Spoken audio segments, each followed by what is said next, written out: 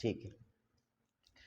Question number 14 आपका ये कह रहा है, सुनिएगा। क्वेश्चन नंबर 14 ये कह रहा है कि लोहे के 3 घन जिनकी भुजाएं, लोहे के 3 घन हैं जिनकी भुजाएं क्रमशः 9 सेंटीमीटर, 12 सेंटीमीटर और 15 सेंटीमीटर है। 9 सेंटीमीटर,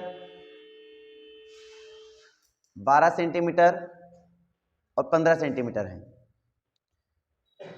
को पिघलाकर लोहे का एक बड़ा घन बनाया जाता है। को पिघलाकर लोहे का एक बड़ा घन बनाया जाता है।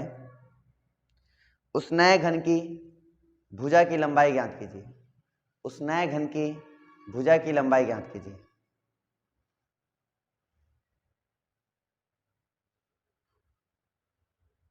उस नए घन की भुजा की लंबाई ज्ञात कीजिए।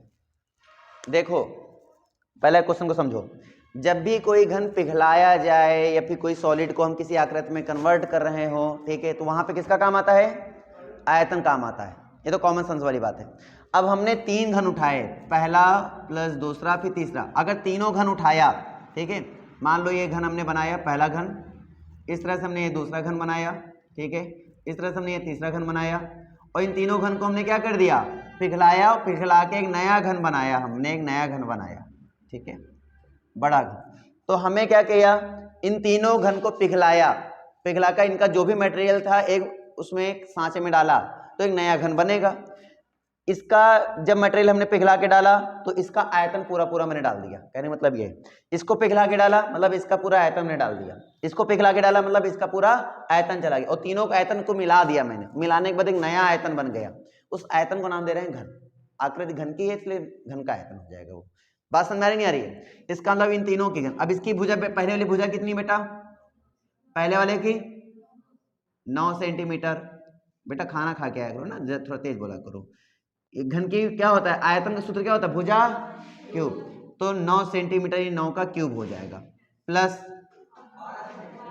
12 क्यूब हो जाएगा, प्लस 15 क्यूब हो जाएगा। अब क्वेश्चन में किसकी? बड़े वाले घन की भुजा पूछ रहा है, आयतन पूछ रहा है? भुजा पूछ रहा है ना। तो भुजा का मतलब क्या होता है? भुजा क्यूब है तो ए क्यूब लिख लिया हमने। कोई दिक्कत किसी को? हमने तीनों को मिलाया, इस बड़े वाले घन के क्या कर दिया? बराबर आयतन। अब मुझे ध्यान देना है, 9 का क्यूब कितना होता है? 729। 12 क्यूब कितना होता है? 1728। और 15 क्यूब 3375। अब यहां पे अगर मैं इन तीनों को जोड़ूंगा कितना आएगा? 58, 29, 32। और यहां पे अगर हम घनमूल निकालेंगे बेटा कितना आएगा इसका घनमूल?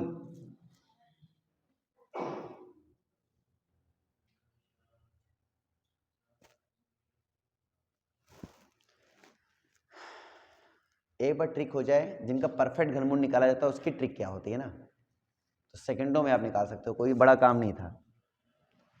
अगर मैं इस क्वेश्चन को ऑप्शन से घनमूल ना निकालना पड़ता, अगर मैं इसके ऑप्शन देखूं, अगर मैं इसके ऑप्शन देखूं, ऑप्शन क्या था? ये 18 आपने बताया, ठीक है, चलो ऑप्शन देख लेते हैं। ऑप्शन में क्या था? 10 था, फिर 14 था, फिर 18 था, फिर 16 था। अगर मैं ऑप्शन को ध्यान से देखूं बेटा, ध्यान देना, अगर मैं ऑप्शन को ध्यान से देखूं, 10, 14, 16, सॉरी 18, यूनिट डिजिट को पकड़ो, यूनिट। अब जीरो लास्ट में, यहाँ जीरो तो है नहीं, तो ये ऑप्शन तो वैसे भी नहीं होगा, ठीक है।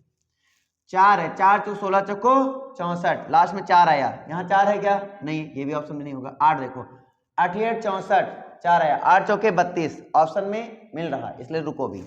6 को देखो, छचाक 36, 6 फिर छचाक 36, फिर 6 यूनिट डिजिट नहीं मिला ना, तो ये भी खत्म। बचा क्या? 18 आंसर। तो ना निकले तो सीधे निकालो, ऐसे चेक कर लो। बात समझ में आ रहा है नहीं आ रहा है? ठीक है, तो आपके पास एक तरीका मिल जाएगा कि हाँ ऐसे चेक किया जाता है। हाँ सर, अब तो बढ़िया तेरे वो भी मिल गया आपको अपॉर्चुनिटी भाई, आपको रिवाइज करने का कि हाँ सर ने क्या पढ़ाया था, तुरंत आप देखो, खोल के देख लो, तुरंत कोई दिक्कत नहीं आएगी, है ना। और सेम ही क्लास का रहेगा तो आपको तुरंत और जल्दी याद आ जाएगा, हाँ ये चीज़ हमने ऐसे ऐसे पढ़ी थी। अब पढ़ी ही नहीं हो, घर में प्रैक्टिस ही ना की हो तो बात की बात है। मैथ में प्रैक्टिस करना अनिवार्य है, पर डे, एक भी दिन का आंझा ना करें, ठीक है, पर डे क्वेश्चन लगाएं। चलिए डाउट बताइए बेटा, और कोई डाउट किसी का? ना हो तो हम खुद प्रैक्टिस कराएं, अगर हो तो पूछ लीजिए, प्रैक्टिस करवा दें।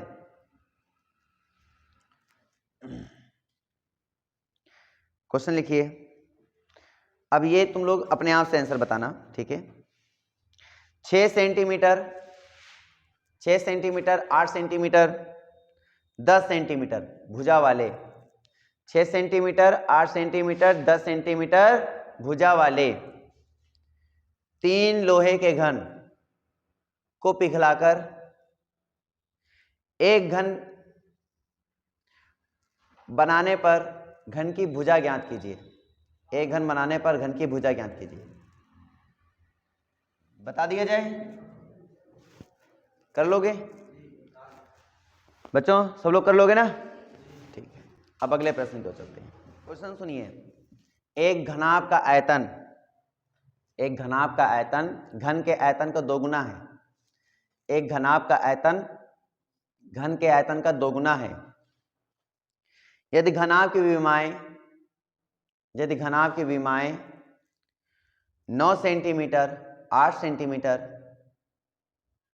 9 सेंटीमीटर, 8 सेंटीमीटर और 6 सेंटीमीटर है, और 6 सेंटीमीटर है, तो घन का संपूर्ण पृष्ठीय क्षेत्रफल ज्ञात कीजिए। तो घन का संपूर्ण पृष्ठीय क्षेत्रफल ज्ञात कीजिए। क्वेश्चन क्या है? एक घन का आयतन, सॉरी घनाभ का आयतन घन के आयतन का दोगुना है। घनाभ की विमाएं दी गई थी, तो घन का संपूर्ण पृष्ठीय क्षेत्रफल निकालना था, है ना? चलो सिंपली ये बताओ, लगा सकते हो या नहीं? नहीं लगा पाओगे? हाँ, ऑप्शन में है, ठीक है। चलो हम लगा के दिखाते हैं क्वेश्चन कैसे लगाया जाएगा। घनाभ का आयतन, ठीक है। सैलेन बेटा, विमाएं तुम बोलना, ठीक है। विमाएं क्या कहेगी? नहीं कहेगी, बोलो। चलो क्वेश्चन बोलो, क्या बोला है सैलेन? घनाभ का आयतन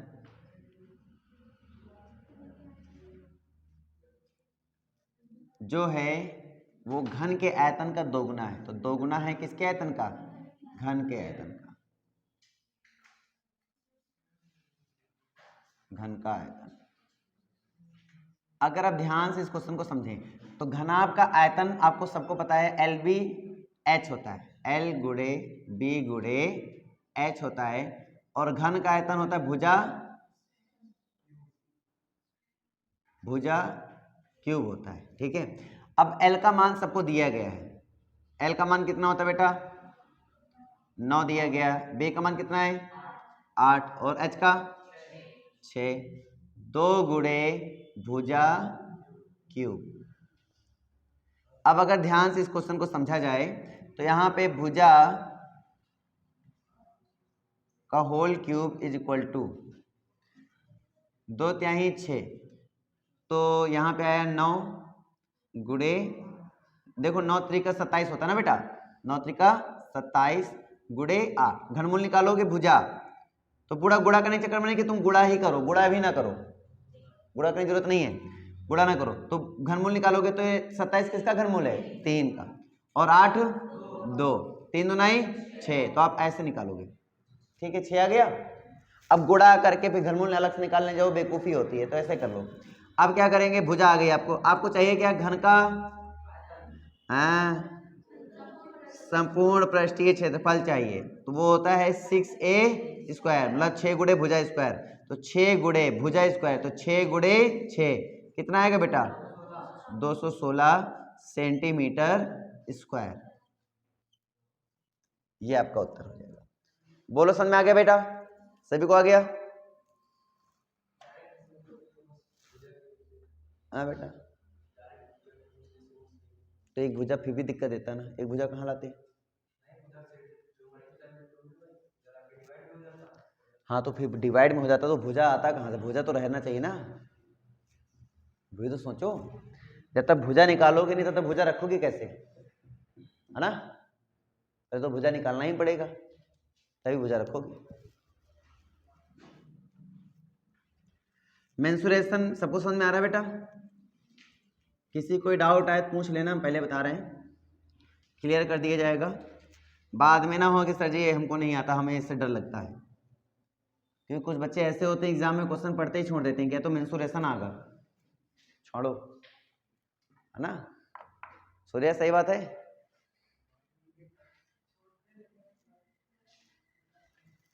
तुक्का मारते हो, लेकिन तुक्का वाली बात नहीं, एकदम सही सही करने वाली बात है। मिसिंग नंबर मिस हो जाता है, तो है ही मिसिंग नंबर मिस होने के लिए। चलो ध्यान दीजिए क्वेश्चन,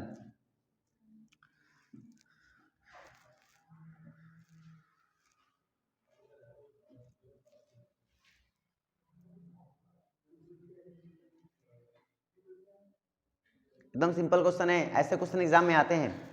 मैंने जीडी के क्वेश्चन में से, जीडी के क्वेश्चन मतलब सीधे जीडी में ही, है ना, परीक्षा में मैंने ऐसे क्वेश्चन सुने हैं, इसलिए मैं ऐसे क्वेश्चन प्रैक्टिस ज़्यादा करा रहा हूँ, ठीक है। घन और घना पे क्वेश्चन ऐसे बनते हैं, तो प्रैक्टिस करिए सब लोग अच्छे से।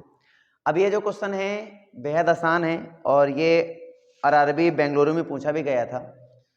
इस क्वेश्चन में क्या कहा जा रहा है कि 6 सेंटीमीटर भुजा का, 6 सेंटीमीटर भुजा का शीशे का घन पिघलाकर, शीशे का घन पिघलाकर फिर उसे 27 समान घन में परिवर्तित किया जाता है। 27 समान घन में परिवर्तित किया जाता है, या बोल सकते हो 27 घन समान घन बनाए जाते हैं। तो नए घनों की भुजा ज्ञात कीजिए, तो नए घनों की भुजा ज्ञात कीजिए। आपको नए घन जो बनेंगे छोटे छोटे 27, उनके भुजा ज्ञात कीजिए। 2 आएगा, चलो देखते हैं। नहीं आया, आ गया, आ गया सबका। चलिए ध्यान दीजिए कैसे, हमने क्या कहा, एक बड़ा घन था, एक बड़ा घन था, उस घन को मैंने उठाया, और ये कांच का घन था, इसके फिर मैंने क्या किए, 27 टुकड़े कर दिए। इसी घन के हमने 27 टुकड़े कर दिए हैं, छोटे घन में बदल दिया है। तो ये जो छोटा वाला घन बना है ना, इसकी भुजा ज्ञात करनी है। तो जाहिर सी बात इसका आयतन, अब इसकी भुजा क्या है बेटा, 6 सेंटीमीटर। तो आयतन का सूत्र क्या होता है, भुजा क्यूब, यानी 6 का क्यूब हो जाएगा, बराबर 27 है, और इसका हमने मान लिया भुजा a मान लिया, तो a क्यूब हो गया। ये बात सबको समझ आ गया, ठीक है। अब तुम 6 को मतलब होता है 2 का क्यूब गुणे 3 का क्यूब, तो 3 का क्यूब का मतलब क्या होता है 27, तो 27 से 27 क्या हो जाएगा, कैंसिल। भाई 6 का मतलब क्या होता है, अब ये तो 6 का क्यूब खोलो पूरा, तो ये बेवकूफ़ी होगी, तो हम नहीं खोलते हुए ना खोलेंगे, और हम बिना खोले देखो क्वेश्चन को कैसे तोड़े। 6 को क्या लिख सकते हैं, 3 गुणे 2, अघात जो होगी बराबर और डिवाइड हो गया, 3 इसका 3 उसका। अब 3 3 9 3 27 होता है, 27 इधर भी, तो 27 से 27 क्या हो जाएगा, कैंसिल हो गया, तो 2 का क्यूब बचा। अब 2 का क्यूब बेटा कितना होता है, 8 होता है, और बराबर कितना है 1। अब ऐसे भी गुणा क्यूब भी ना खोलो, ऐसे तुलना सोचो ना, ये कैंसिल हो गया। तुलना करो, घातें समान है तो आधार भी क्या होता है, समान होता है। तो सिंपली आप सोचोगे तो a बराबर कितना दिख रहा है, 2, तो सिंपली आप a बराबर 2 बोल सकते हो। किसी को कोई भी समस्या तो बताइए, सबको समझ आ गया, ठीक है। अब नेक्स्ट हम प्रॉब्लम में चलते हैं, उसको बताते हैं। अनुपात में लंबाई और ऊंचाई वाले जो मैंने पहले बोले थे, क्वेश्चन बोलो, क्वेश्चन नंबर बोल दो ना, इसी बुक का है, टेस्ट कर लाओ क्वेश्चन, क्वेश्चन दो, तुम आंसर पाओगे, चिंता क्या कर रहे हैं। ठीक, एक आसान प्रश्न होता है और एक होता है बहुत आसान, ठीक है। तो चलो बहुत आसान प्रश्न की ओर चलते हुए, और इस बच्चे का डाउट भी है तो समझ लेते हैं। एक घनाभ की लंबाई चौड़ाई ऊंचाई का अनुपात दिया जा रहा है, लंबाई चौड़ाई ऊंचाई का अनुपात दिया जा रहा है 3:4:6। ये किसी एक मॉक टेस्ट का क्वेश्चन है, ठीक है। और इसके आयतन दिया गया बेटा, आयतन, तो आयतन भी आपको दिया गया है। आयतन कितना दिया गया, 576 सेंटीमीटर क्यूब हो गया, ठीक है।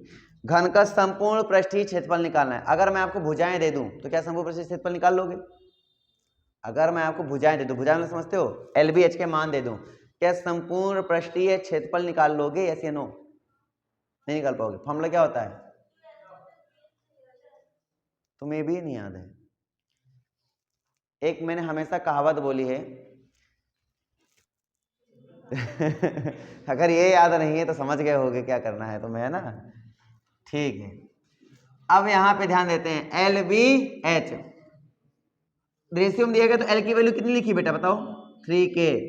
B की वैल्यू कितनी लिखी बेटा, 4K। H की वैल्यू कितनी लिखी है, 6K। ठीक है, चलिए रखिए। तो आयतन का फॉर्मूला होता है LBH 576, गुणा करो 4 3 12 बरछंग 72, और यहाँ पे क्या आया K बराबर क्या आया 576। कितने बार जाएगा 72 से, 8 बार, 8 बार। वैसे भी तुम्हें एक सिंपल तरीका बता रहा हूँ, एकदम सिंपल सोचने का तरीका बता रहा हूँ। 2 है, 2 के पहाड़े में कौन कौन गुणा है, तो 3 से गुणा करने पर बन रहा है, ये तो 8 से गुणा करने पर बन रहा है 6, अंतिम अंक ना 6। अब 3 से तो 3 7 21 बहुत छोटा है, तो 8 आओ, 7 56, ये आसपास है, इसलिए 8 ज़्यादा सही था। और सबको पता है कि यहाँ पे मोस्टली अधिकतर आंसर एग्जैक्ट में आएगा, तो के वैल्यू अधिकतर एग्जैक्ट में ही आती है, तो मोस्टली चांस ये था। फिर गुणा करके बढ़िया चेक कर सकते थे, ठीक है, एक तरीका है यूनिट डिजिट से। तो के बराबर कितना आ गया बेटा, यहाँ क्या होगा के क्यूब, तो यहाँ पे क्या रहेगा के क्यूब। अब के क्यूब रहेगा तो के की वैल्यू कितनी आएगी 2, इसे कहते हैं सावधानी हटी दुर्घटना घटी। ठीक है, के की वैल्यू 2 आ गई, चलो 2 रखो, 2 त्याही 6, 2 चाको 8, ठीक है, 2 छाके 12। अब इस सूत्र में रखो बेटा, आंसर आ जाएगा। अब फिर से रखो, मेहनत करो थी।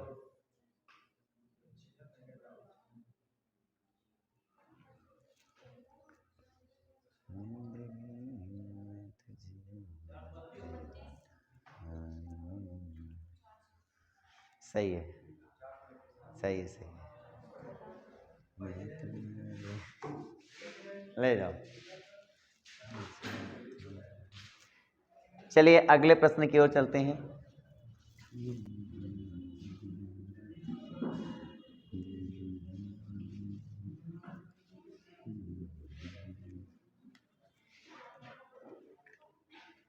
ऐसा किया करो, टेक्स्ट बुक ऐप में किसने कितनी प्रीमियम ले रखा है ऑलरेडी, बस एक बंदे ने, 2 बंदों ने बस, बड़ी शर्मनाक घटना यार। टेक्स्ट बुक ऐप में किसने कितनी प्रीमियम ले रखा है, देखो मैं बताता हूँ, मेरी बात को ध्यान सुनना आप सभी लोग। 2-3 ले लो, जैसे एक टेक्स्ट बुक ऐप ले लो, एक हिंदी में रोजगार करके नाम फ्री है वो, तो रोजगार वाला ले लो, अंकित, हाँ रोजगार विद अंकित है ना, क्लियर नहीं क्लियर, ये हो गया, ये हो गया। एक और ले लो, अड्डा से ले सकते हो, अड्डा, इनके भी अच्छे होते हैं ना। अब ये लोग करते क्या है, देखो जो एग्जाम एनटीए ये सब जो कंडक्ट कराते हैं एसएससी वगैरह, किसी न किसी संस्था, किसी न किसी कंपनी को दे देते हैं ना पेपर बनाने के लिए। बात समझ में आई, बड़ी बड़ी जो होते हैं, जैसे अब मान लो अड्डा वगैरह सब बड़े बड़े कंपनी बन चुके हैं। अब कंपनी बोलो इनको, चैनल ना बोलो, कंपनी बोला करो, एजुकेशनल कंपनी, एड कंपनी है ना।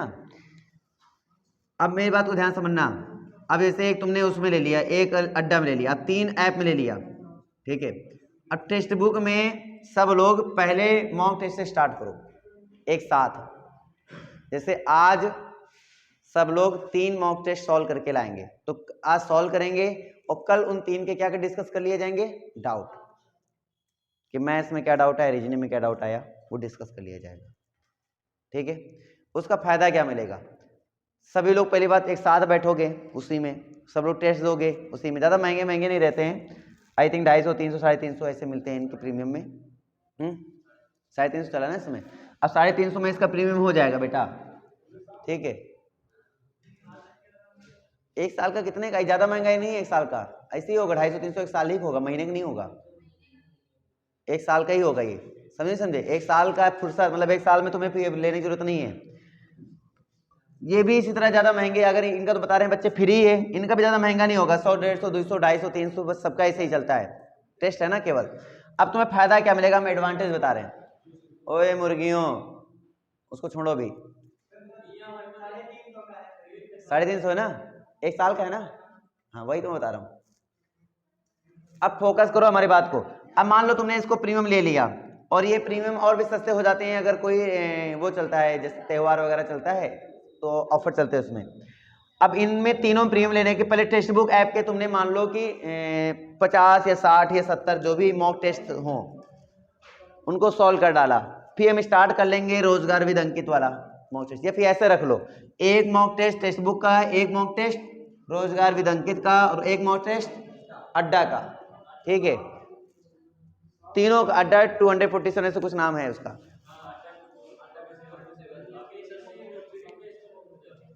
हाँ तो ध्यान दो, सभी का एक एक मॉक टेस्ट सॉल्व किया तुमने। अब इनके मॉक टेस्ट का जो भी तुम्हारे पास अब देखो होता क्या, मैं तुम्हें बताता हूँ, इनका एक लॉजिक बताता हूँ। अलग अलग कंपनी के मॉक टेस्ट सॉल्व करने का फायदा, इन्होंने अपने अकॉर्डिंग, अपने परीक्षा के एनालिसिस अकॉर्डिंग अपना बनाया। जो ये पढ़ाते हैं, जो टीचर पढ़ाता ना, वो अपने अकॉर्डिंग, अपने जो भी रिदम क्लास में चल रही होती है उसके अकॉर्डिंग इंपॉर्टेंट क्वेश्चन की लिस्ट बना के उसका टेस्ट कंडक्ट करता है। ठीक है, इन्होंने जो अपना टेस्ट बनाया होगा, मॉक टेस्ट बनाया होगा, अपनी क्लास में जो पढ़ाते हैं उस लेवल को मेंटेन करते हुए बनाया होगा। इन्होंने बनाया होगा अपनी क्लास को मेंटेन करते हुए। और जब तीनों को तुम अच्छी रैंक लेकर आते हो अपनी, मतलब 1000 के अंदर रैंक लेकर आते हो, मतलब उनके लाखों बच्चे थे उनको तुमने पीछे करके तुम उसमें अपना पहला स्थान या दूसरा स्थान या 100 में या 1000 बच्चों में से अपना स्थान प्राप्त करते हो। ठीक है, इसका मतलब तुम उनके बच्चों को भी पीछे छोड़ के आए हो, मतलब तुम उनको भी पीछे छोड़ दिया है तुमने तैयारी में, क्योंकि वो भी तो मिलेंगे ना, तो उनको ऑलरेडी पीछे कर चुके होगे। तो कहीं ना कहीं तुमने ऑल इंडिया बच्चों से कम्पीट कर रहे हो अभी बैठे बैठे, और यही बच्चे सेम मिलेंगे तुम्हें कहाँ, कंपटीशन एग्जाम में। जब इनसे तुम ऐप में अगर कंपटीशन कर पा रहे हो और एकदम सक्सेस हो पा रहे हो, तो जान लो कंपटीशन एग्जाम में भी तुम सक्सेस हो जाओगे। इसलिए हम अलग अलग कंपनी के बोल रहे हैं, करो। अब भेजे बात चढ़ गई। अब यहाँ रैंक आएगी, ऑल इंडिया रैंक आपकी, हाँ 2000 में से 2000वीं, समझ पा रहे हो ना, 1500वीं, मतलब कि ऐसे 1000वीं या 500 या 700 आपकी रैंक आएगी। वैसे आपकी कोशिश ये रहनी चाहिए कि अगर मान लो 1 लाख बच्चे पेपर दे रहे हैं उस समय करंट में, 1 लाख में से आपकी रैंक 1000 के अंदर अगर आ रही है तो ठीक है। बात समझ पा रहे हो ना हमारी, क्या हम इशारा दे रहे हैं। जैसे इसके और अंदर आ जाए तो और भी अच्छी बात है, वो इंप्रूवमेंट पे। अगर अब 140 के आसपास नंबर के हो, विश्वास मानो आपके जो नंबर रहेंगे वो 1000 के हमेशा रैंक अंदर रहेगी। कभी 600 रहेगी, कभी 500 रहेगी, कभी 700 रहेगी, कभी 200 रहेगी। ठीक है ना, ऐसे रहेगी रैंक। लेकिन अगर आप 90-70 लेकर आते हो, आपकी रैंक 1 लाख में से 20,000 के प्लस ही ऊपर रहेगी। हो सकता है 21,000 में रहे, हो सकता है 30,000 वाली सीरीज में रहे, हो सकता है 50,000 वाली सीरीज में रहे। मतलब सोचो कितने बच्चे ज़्यादा हैं इतने बच्चे में। और अगर तुम इधर 90 छोड़ो, अगर तुम 70 लाते हो तो तुम्हें 80,000 में, 70,000 में ऐसे रहेगी। सोचो कितने बच्चे तुमसे आगे रहते हैं 1 लाख में, क्योंकि इतने मोस्टली सभी लोग लेकर आते हैं, इससे ये पता चलता है। मेरी बात समझ पा रहे हो, नहीं समझ पा रहे हो? तो आपको कम से कम कितने नंबर लेकर आने हैं? कम से कम अभी शुरुआत का टारगेट रखो 120 प्लस, फिर 130 प्लस, और फिर 140 तक, तब मजा आएगा। अभी तो तुम 100 प्लस लाने का प्रयास करो, सही कह रहे हो तुम लोग, अभी तुम 100 प्लस लाने का प्रयास करो। 100 प्लस से बढ़ता रहेगा। अगर तुम डेली टेस्ट दे रहे हो, तुम खुद ध्यान दोगे कि तुम्हारे हर टेस्ट में थोड़ा बहुत इंप्रूवमेंट होगा, थोड़ा बहुत आगे बढ़ोगे।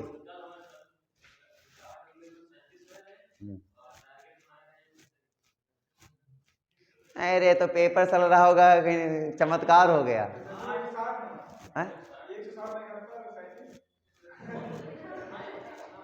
अच्छा ये बता रहे हो, हमने सोचा ये 37 से 71 पहुंच गए, इसमें खुश हो। खेल तो दोनों में हो ना। अच्छा सोचने वाली बात है, अगर 33 पास मार्किंग है, ठीक है, अगर कोई 0 पाता है तो भी रिजल्ट में क्या आएगा? फेल। अगर कोई 10 पाता है तो भी रिजल्ट में क्या आएगा? फेल। और अगर कोई 32.9 भी पाता है तो भी रिजल्ट में क्या आएगा? फेल। तो जब आना फेल ही है तो 0 ही क्यों ना लाओ? 32.9 ला के क्या मिलेगा? लाना है तो 33 प्लस लाओ ना, फिर उसकी गिनती करो, उसके पीछे सब फेल ही माना करो खुद को। क्या? हाँ यार वे फेल हो गए। इंप्लीमेंट तुम्हें खुद पर दिखाना है नॉलेज का, ठीक है, और इंक्रीमेंट दिखाने हैं नंबर में, तब कहीं चीजें सॉल्व होंगी। तो दोनों ही फेलियर वाली रिजल्ट है। अभी बेटा धांसू मेहनत करनी सबको, ठीक है। वैसे अगर सब लोग मन लगा के पढ़ोगे 100 प्लस नंबर लेकर आते हो, मैं लिखित में दे सकता हूँ, मतलब छत्तीसगढ़ वाले बच्चों को तो छत्तीसगढ़ से देखेंगे, मैं लिखित में दे सकता हूँ कि उनको तो फिर कोई दिक्कत नहीं। छत्तीसगढ़ वाले बच्चों को हम पहले बता रहे हैं, ठीक है, क्योंकि सब यहाँ निवास बना बैठ जाते हैं बच्चे, खतरनाक बच्चे हैं सब। और अगर मान लीजिए यूपी से देखते हो तो बेटा धुआं नहीं पाओगे, जब गाड़ी चले जाने में धुआं उड़ता है ना, तुम उसको भी नहीं पाओगे इतने पीछे हो, 100 में कुछ नहीं होने वाला आपका। फिर अगर जनरल में बैठे हो तो जीवन में तुम मत लेना कि कभी 100 में हमारा सिलेक्शन होगा, ठीक है। अपने आप को वहां पहले आइडेंटिफाई कर लेना कि भैया जी पेपर दे मतलब नहीं, बिना मतलब किराया भाड़ा थकावट सब कुछ आ जाए, 100 नंबर में हमारा कुछ होने वाला नहीं है। अगर नंबर लाना है तो 130 प्लस, अगर यहाँ आ रहे हैं 120 प्लस आ रहे हैं तो थोड़ा बहुत चांस सोच के जा सकते हो कि हाँ कुछ हो सकता है, क्योंकि हो सकता है पेपर सरल आ जाए तुम निपटा दो 140 तक, हो सकता है कोई पेपर नहीं निकलता है। और अगर 140 आ रहे हैं तो आई एम श्योर कि तुम्हारा सिलेक्शन होगा, पक्का होगा, बस वहां पे नालायकी ना दिखा देना पेपर में, ठीक है। 101% होगा। और जो 160 में 160 लेकर आ जाए ना तो बेटा कुछ नहीं करना, चादर तान के सोना बस फिजिकल मेडिकल फिट कर लो, कोई दिक्कत ही नहीं है 140 में मनचाहा पोस्ट मिल जाएगा सबको, ये याद रखना। सुनिए, दो घनों का आयतनों का अनुपात, दो घनों का आयतनों का अनुपात 8:1 है, 8:1 है। इसकी कोरों की लंबाइयों का अनुपात, इसकी कोरों की लंबाइयों का अनुपात क्या होगा? हाँ जी, लग गया, लग गया, कब 6 से बाहर चला गया क्या? अरे बताओ भवानी, तुमसे बोल रहा हूं, नहीं लगा ना? डॉन भाई साहब लगा? नहीं लगा, ठीक है। चलो देखते हैं क्वेश्चन क्या कह रहा है। क्वेश्चन ये कह रहा है घनों का अनुपात दिया, आयतनों का अनुपात दिया गया है 8:1। देखो घनों के आयतनों का अनुपात, देखो आयतन क्या होता है बेटा, तो A1 A2 मान लो, तो A1 क्यूब हो जाएगा, इधर A2 का क्यूब हो जाएगा, वो बराबर कितना है 8:1 है। आयतनों का अनुपात दिया गया 8:1 और मुझसे पूछ रहा है किसका, कोरों का, यानी भुजाओं का अनुपात पूछ रहा है। भुजाएं होती है A1/A2 मान लो, तो A1 और A2 बोल दो, ये मुझे निकालनी है, तो कितना हो जाएगा बेटा 2/1 हो जाएगा। सिंपल क्वेश्चन, घनमूल निकालो सीधे। 8 घनमूल होता है 2 और 1 का घनमूल होता है 1, आपका आंसर हो गया 2/1। कितना सिंपल था। चलिए इसी बात पे अगले प्रश्न की ओर चलते हुए,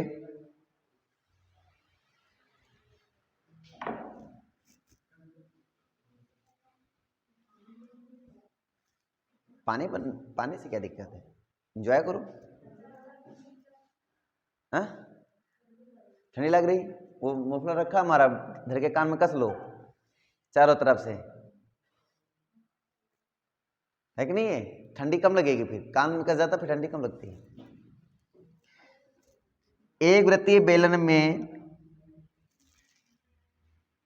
क्वेश्चन को ध्यान से समझना, बेलन का है।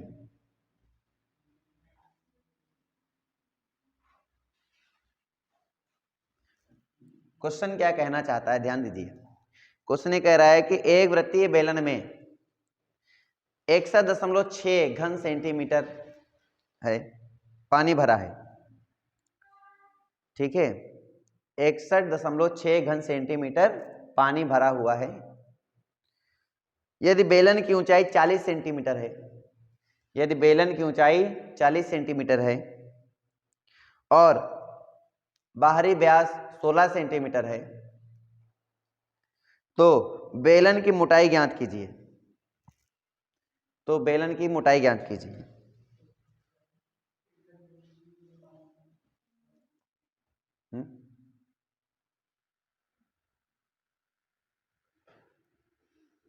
डिफिकल्ट है क्या? मुझे लग रहा है शायद आप लोग के लिए डिफिकल्ट हो गया ये क्वेश्चन। क्या मैं बता दूं? लड़कियों बता दिया जाए? दिल से इच्छा तो यही नहीं कर रही, बाकी आपकी मर्जी चलिए अब ध्यान दीजिए। अच्छा, क्वेश्चन की भावनाओं को समझते हैं पहले, ठीक है। क्वेश्चन ये कह रहा है आपसे, जिस बेलनाकार बर्तन में पानी भरा हुआ है ना, वो एक टाइप का खोखला ही होगा। पानी किस में भर सकते हो? खोखले बेलन में भर सकते हो। तो हमें इसको खोखला करना है। तो हम खोखला करने के लिए क्या कर देते हैं कि अंदर एक और आपको ऐसा दिखेगा कि अंदर से एक बेलनाकार हिस्सा और एक बाहर हिस्सा है, आपको ऐसा दिखेगा ये, ठीक है। तो ये जो हिस्सा होता है ना बेटा, ये जिसका मटेरियल बना होता है, जो मटेरियल वाला पार्ट होता है, ये बताना है कितना चौड़ा पार्ट है, मतलब इसकी मोटाई कितनी है ये मुझे बताना है। जैसे जिस धातु का होगा, मान लो कोई पाइप देखते हो उसको कुछ मोटाई होता है ना, तो वो मोटाई मुझे बताना है कि कितना मोटा ये पाइप है, कितना मोटा ये ग्लास है, मुझे ये बताना है। अब कैसे बताएंगे, ध्यान समझना। तो जब भी ध्यान से देखोगे तो इसको तो एक अंदर से त्रिज्या निकलेगी और एक किससे निकलेगी, बाहर से निकलेगी। आंतरिक त्रिज्या को अगर हम R1 बोल देते हैं, इसको बाह्य त्रिज्या को अगर हम R1 बोल देते हैं, और ये क्या हो जाता है R2। पानी भरा हुआ होगा, समझते हो? पानी कहाँ भरोगे? बाहर से भरोगे नहीं, पानी तो अंदर भरोगे ना। और जो मटेरियल का वॉल्यूम होता है, मटेरियल का वॉल्यूम मतलब इसका होता है, ये जो अभी वॉल्यूम लगाया था मैंने इसका लगा दिया था, लेकिन पानी भरा हुआ बोला क्वेश्चन ने। पानी भरा मतलब अंदर भरा हुआ पानी है। तो अंदर पानी भरा, तो अंदर की रेडियस वाली कितनी होती है? R2 होती है। तो लिखेंगे पाई R2 स्क्वायर H, और बराबर कितना? 61.6। बस समझ में आ गई भाई। पानी तो तुम अंदर भरोगे, इसलिए आयतन भी अंदर का ही लगेगा। पाई 22/7 R2 स्क्वायर, R2 वैल्यू कितनी है निकालनी है। H की वैल्यू पता है 400, और इसको हम कन्वर्ट कर लेंगे मीटर, सेंटीमीटर क्यूब है तो कन्वर्ट करेंगे 1000 से गुणा कर देंगे इसमें, तो कितना हो जाएगा 61,600। चलिए 2 जीरो से 2 जीरो आपका क्या हो जाएगा? कैंसिल। 4 से काटो, अभी काटा तो 208। 208 कहाँ हो जाएगा?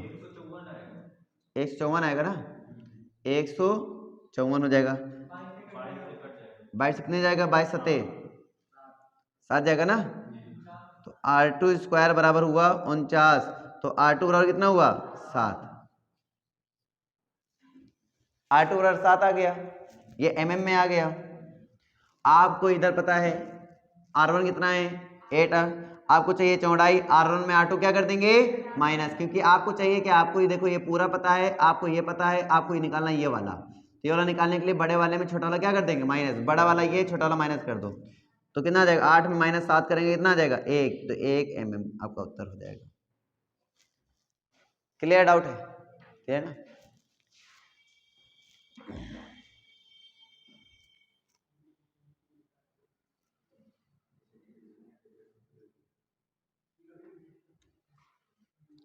चलिए अगले प्रश्न को चलते हैं। बेलन वेलन में अच्छे क्वेश्चन, बेलन शंख इनमें अच्छे क्वेश्चन होते हैं। अभी गोला स्टार्ट ही नहीं, गोले में भी अच्छे क्वेश्चन होते हैं।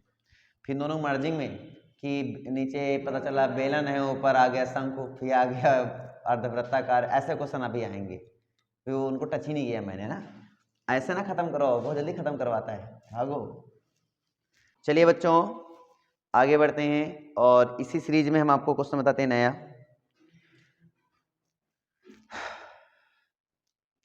1 सेंटीमीटर व्यास, 1 सेंटीमीटर व्यास और 8 सेंटीमीटर लंबी, 1 सेंटीमीटर व्यास और 8 सेंटीमीटर लंबी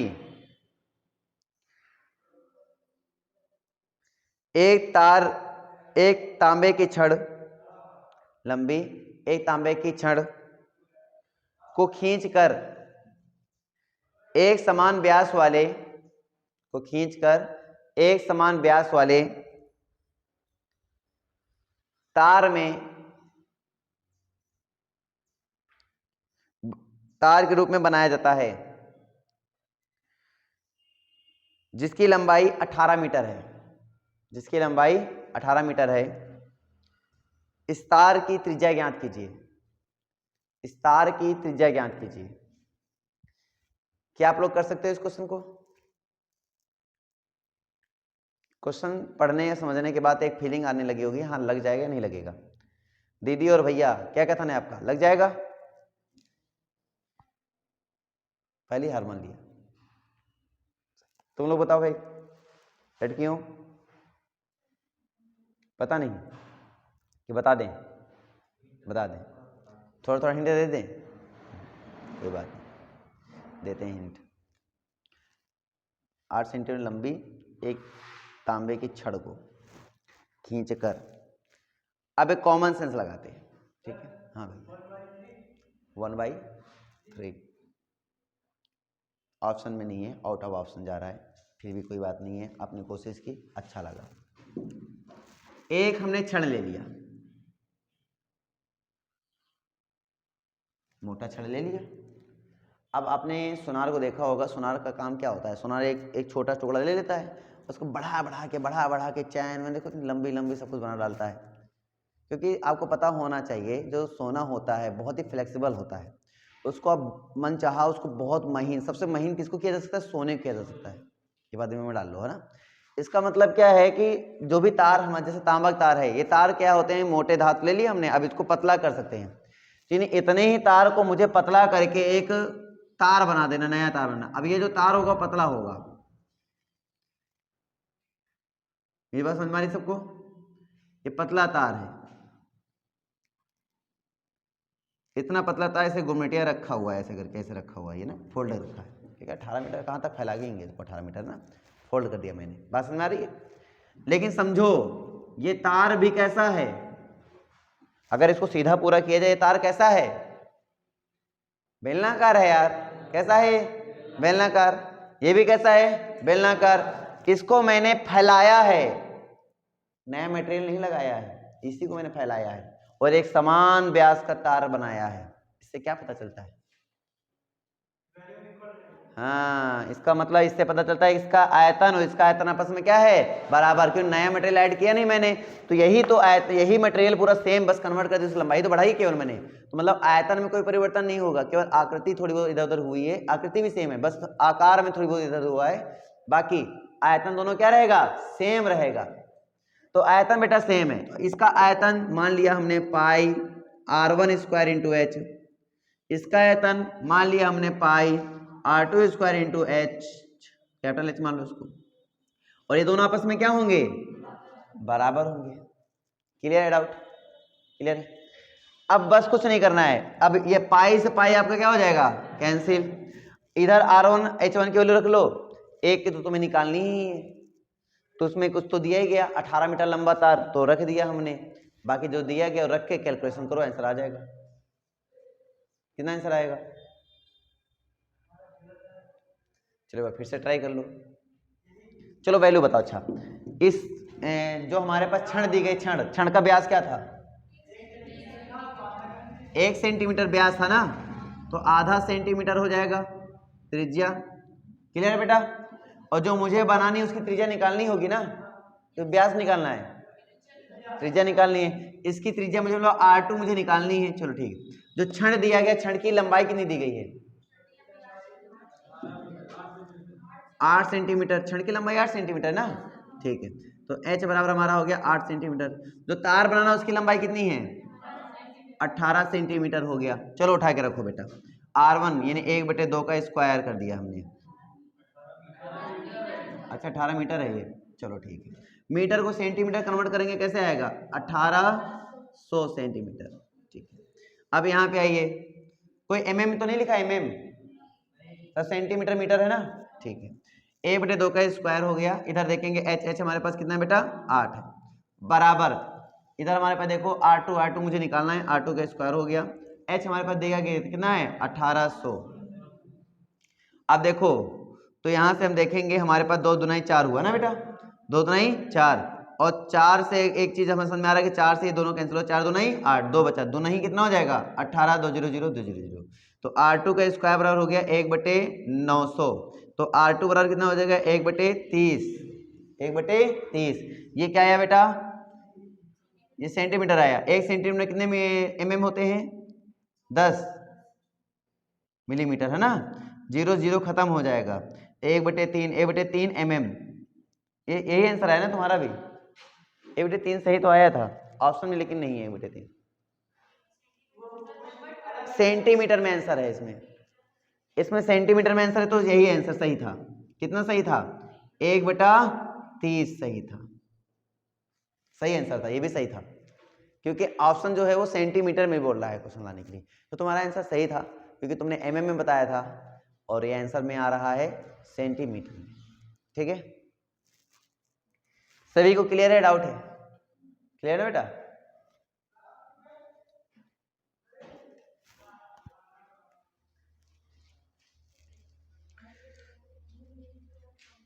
एक बेलनाकार बिना ढक्कन के पात्र को, एक बेलनाकार बिना ढक्कन के पात्र को, ठीक है, बाहर एवं भीतर दोनों ओर पेंट किया जाता है। ये किया जाना है, बाहर से भी और अंदर से भी पेंट करना है। यदि आधार की त्रिज्या 70 सेंटीमीटर है, यदि आधार की त्रिज्या 70 सेंटीमीटर है, इसकी ऊंचाई 1.4 मीटर है, इसकी ऊंचाई 1.4 मीटर है, तो 3.50 रुपए, तो 3.50 रुपए प्रति 100 वर्ग सेंटीमीटर, प्रति 100 वर्ग सेंटीमीटर की दर से पेंटिंग की कीमत क्या होगी, की दर से पेंटिंग की कीमत क्या होगी।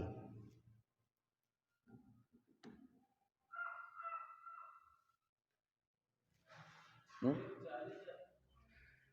140 आ रहा है, गलत है। कितना आ रहा है?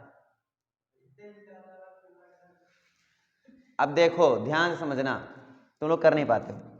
बिना ढक्कन का एक बर्तन है, क्वेश्चन क्या कह रहा है, बिना ढक्कन का एक बर्तन को पात्र से बाहर एवं भीतर दोनों पेंट करना है। अब कॉमन सेंस लगाना, थोड़ा कॉमन सेंस। ये मेरा क्या है,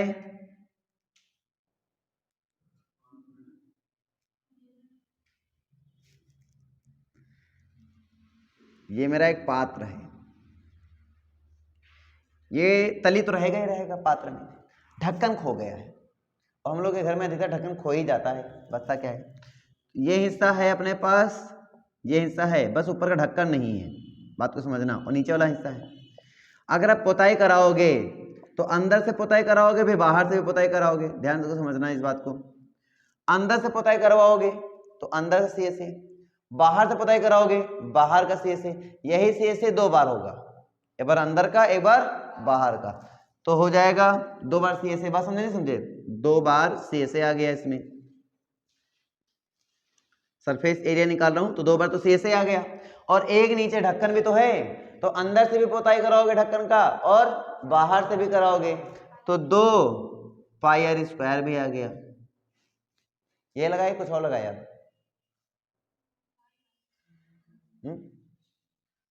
पाई आर स्क्वायर, क्लियर नहीं क्लियर। अब अगर 2 ले लेंगे हम कॉमन तो क्या हो जाएगा बेटा, CSA plus pi r square. अब CSA कितना होता है, 2 पाई आर एच और plus pi r square, pi भी ले लिया कॉमन तो 2 दुनाई कितना हो जाएगा, 2 नहीं 2 ऐसे रहने तो पाई हो जाएगा बाहर, तो कितना हो जाएगा बेटा 2RH और प्लस आर स्क्वायर। चलो ऐसा कर लेते हैं, रख ही देते हैं। आर कितना है बेटा, आर 70 क्या, और एच कितना है, मीटर है ये,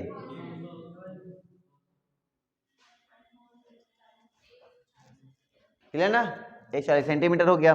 चलो उठा के रखो बेटा, तो 2 गुड़े 22/7 गुड़े 2 गुड़े आर की वैल्यू कितनी है 70। ऐसा करो आर एक कॉमन ले लो, एक आर में ले रहा हूँ कॉमन तो 70 आ गया बाहर। 2 गुड़े एच की वैल्यू कितनी है 140 और प्लस एक आर बचा, कितना बचा 70। अब ध्यान देखो 70 दाम 7 दाम 70 हो गया, 2 दूनी 4 44 यानी 440 हो गया। इधर देखो 280 280 में 70 ऐड करो 350 350, इसका गुणा करना है इसका, अंदर से पुताई करवा रहा है और बाहर से पुताई करवा रहा है ना, ठीक है गुणा करो बेटा इसका, 15 4 और 3 जीरो आ गए, ठीक है। अब देखो क्वेश्चन ने क्या कहा, क्वेश्चन ने कहा है कि 100 सेंटीमीटर, क्वेश्चन को फिर से बोल रहा हूं मैं, क्वेश्चन कह रहा है प्रति 100 वर्ग सेंटीमीटर, प्रति 100 वर्ग सेंटीमीटर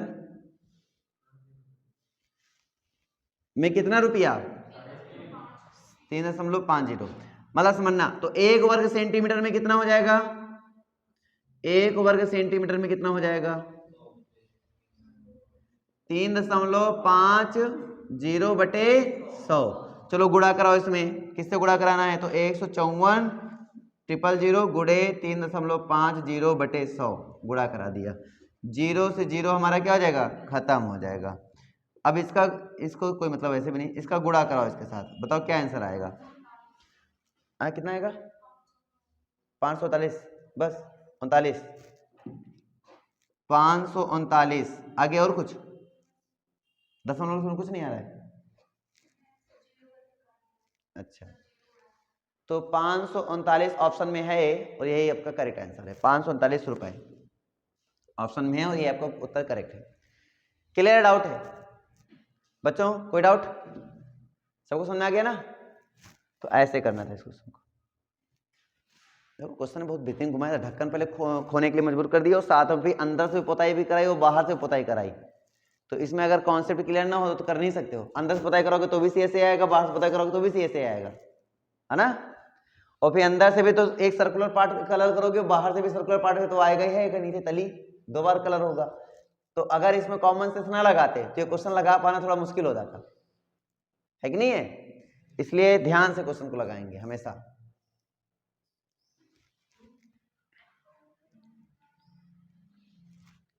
अब अगर आंसर को बात करो तो देखो क्या आंसर 11 से कट रहा है? पक्का कट रहा होगा, कट रहा है ना? 11 से कट जाएगा तो 11 से डिविजिबल वाला मेथड भी लगा सकते थे, कोई दिक्कत नहीं। बाकी और कोई नहीं कटेगा, है ना? 11 से कट रहा है ना? आंसर क्या है वो मैटर नहीं, बस इतना देखो कट रहा है या नहीं कट रहा। तो कैसे देखा हमने? 9 5 14, 14 में 3 गए 11, 11 पढ़ा में गया, काम खत्म, मतलब कट रहा है। समझ में नहीं आ रहा है? और कट रहा है मतलब ये आंसर सही है। ये भी एक तरीका था कि आंसर आप चेक कर सकते हो ऑप्शन से। 11 डिविजिबल हो रहा है तो आंसर क्या हो जाएगा? सही हो जाएगा। क्लियर है सभी को? क्लियर है बेटा?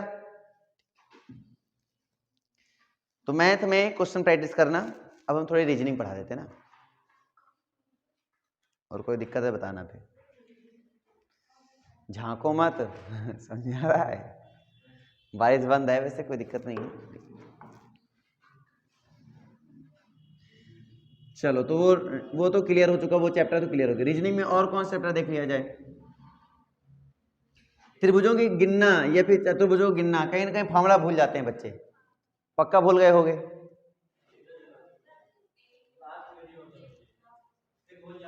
तो फिर याद करो, 2-3 बार करोगे तब याद होगा एक बार में याद नहीं होगा। कहल करे सो आज कर, आज करे सो अब, और पल में परलय हो ही गए तो बहुर करोगे कब? भाई साहब पढ़ोगे कब अगर टालते रहोगे तो? सही बात है ना? अब जैसे देखा जाए रीजनिंग में तो कोडिंग डिकोडिंग तो तुम लोग को बताने की जरूरत ही नहीं है। वो कोडिंग डिकोडिंग में कौन सा भूलने वाली बात है जो तुम भूल जाओगे? कोडिंग डिकोडिंग तो आराम से लग जाता होगा, उसमें कोई दिक्कत नहीं आती। दिक्कत कहाँ होती है बताते हैं। कुछ चैप्टर में बच्चों को हमेशा दिक्कत होती है, जैसे कि पहला त्रिभुजों को गिनना, चतुर्भुजों को गिनना। अगर एग्जाम में आ जाए और फॉर्मूला सीधे पैटर्न बेस ना हो और पैटर्न भी रहे और फॉर्मूला भूल जाओ उसका या तरीका भूल जाओ तो क्वेश्चन कर नहीं सकते, फिर वहां दिक्कत हो जाती है, क्योंकि जटिल बना देते हैं वो लोग, है ना? पहला जिसमें प्रॉब्लम आती है आकृति का गिनना, बच्चों को इसमें समस्या आती है आकृति का गिनना। वो आकृति का गिनना नहीं बता पाते कि हाँ आकृति को कैसे गिनते हैं, भूल जाते हैं। दूसरी समस्या आती है लुप्त संख्याएं। अगर वो लुप्त हो गया तो तुम भी विलुप्त हो जाते हो पेपर में है ना? वो बात की बात है, पैटर्न बन गया, फ्लो में आ गया तो ठीक है, अगर फ्लो में ना आया तो काम खत्म।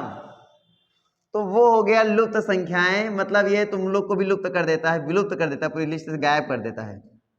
ये दूसरा जो प्रॉब्लम वाला क्वेश्चन है, ठीक है, बच्चों को प्रॉब्लम देता है। क्या होता है सिलेंडर जब पढ़ते हैं, सॉरी कैलेंडर, सिलेंडर नहीं कैलेंडर जब कैलेंडर पढ़ते हैं बच्चे तो कैलेंडर में जब पढ़ते हैं तो उनको बहुत अच्छा समझ में आ रहा होता है, सारी चीजें ऐसा चल रहा होता है, यार इससे आसान क्या ही है, मतलब क्वेश्चन तो लग ही जाना है। विश्वास मानो जब एग्जाम में क्वेश्चन आ जाता है तो कैलेंडर नहीं लगता है, फिर कैलेंडर में बच्चे फंस जाते हैं। अगर एग्जाम में क्वेश्चन आ गया कैलेंडर में पक्का फंस जाना है। वो बात की बात है, मेथड सब कुछ याद आ जाए, फिर बताओ सम संख्या निकालने में कौन गलती करते फिर वह। और सबसे बड़ी चीज जो तुम गलत करके आंसर निकालते हो ना, वो भी आंसर ऑप्शन मिल जाता है ना। समस्या इस बात की है। तो कैलेंडर गलत हो जाता है। घड़ी वैसे ज्यादा आता नहीं है कहीं, घड़ी ज्यादा नहीं आता, कहीं नहीं आता ज्यादा, है ना। लेकिन अगर घड़ी आ जाता है तो घड़ी में मेथड भी बहुत है, मेथड बहुत है ना। उसमें इतनी ज्यादा कंफ्यूजन बच्चों को रहती है, इतनी कंफ्यूजन रहती है, मैं ही क्या बताऊं। तो उसमें कंफ्यूजन आ जाती है। तो घड़ी भी एक चैप्टर है जो बच्चों को कंफ्यूज करता है, घड़ी।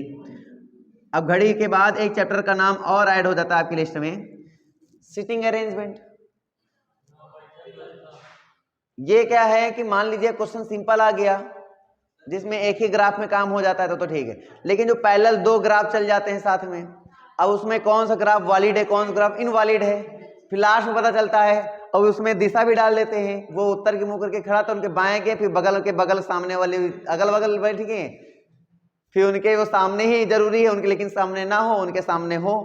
अब पता चला कि श्याम के सामने सुंदरदास ना हो, और लेकिन उनके सामने सम्मुख में सुंदरी होनी चाहिए। मतलब ऐसे घुमा देते हैं बच्चों को, तो उसमें थोड़ी बहुत बच्चों को हमेशा कंफ्यूजन, हमें नहीं कहते सारे क्वेश्चन डाउट रहते हैं, लेकिन कुछ बहुत कंफ्यूजन आ जाती है। तो फिर सीटिंग अरेंजमेंट भी एक क्वेश्चन में से बैठने की व्यवस्था, कभी कभी इसमें भी दिक्कतें बच्चों को आती है ना, बैठने की व्यवस्था इसमें भी आ जाती है। डाइस में दिक्कत नहीं आती होगी, है ना। बैठ बहुत नहीं आते हैं, कहीं कहीं एग्जाम में आ जाते हैं, लेकिन बहुत कम आते हैं।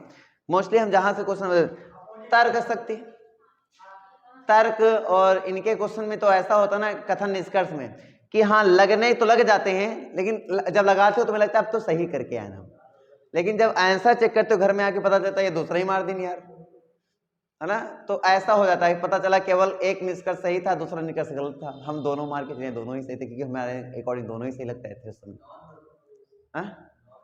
अभी तो वर्बली में बहुत कुछ है। तो जो अगला पॉइंट बन जाता है थोड़ा कंफ्यूजिंग पॉइंट, मतलब हमेशा नहीं, मैं हमेशा नहीं बोलूंगा हमेशा तुम कंफ्यूज रहते हो, लेकिन एग्जाम पीरियड में अदर भी प्रेशर हमारे माइंड में रहता है, तो वहां पे जो अदर चांस आता है, वैसे जल्दी गलत नहीं होते हैं, लेकिन बाई चांस गलत होने के चांस रहते हैं इसमें। कौन सा? कथन और निष्कर्ष, और तर्क वाले क्वेश्चन भी रहते हैं इसमें। तो ये भी एक पॉइंट हो गया आपका गलत होने का, मतलब थोड़े बहुत क्वेश्चन गलत होते हैं।